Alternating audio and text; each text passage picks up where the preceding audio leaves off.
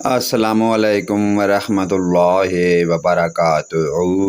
اعوذ باللہ من الشیطان الرجیم، بسم اللہ الرحمن الرحیم۔ آج ہم اپنے پیارے دوستوں کو صلاۃ و تسبیح پڑھنے کا طریقہ کار بتاتے ہیں۔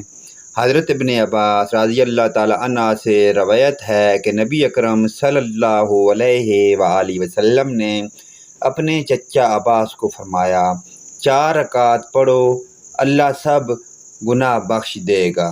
ہر رکعت میں سورۃ فاتحہ اور کوئی دوسری سورت ملا لو، پھر 15 بار یہ تسبیح پڑھو، سبحان اللہ والحمد للہ ولا الہ الا اللہ واللہ اکبر۔ پاک ہے اللہ اور سب تعریفیں اللہ کے لیے ہیں، اور اللہ کے سوا کوئی معبود نہیں ہے، اور اللہ بہت بڑا ہے۔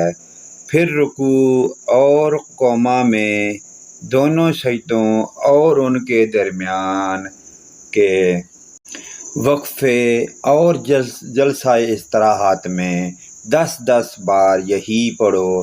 اس طرح ایک رکعت میں 75 تسبیحات ہو جائیں گی۔ 4 رکعتیں اسی طرح پڑھو۔ اس طرح ایک رکعت میں 75 تسبیحات ہو جائیں گی۔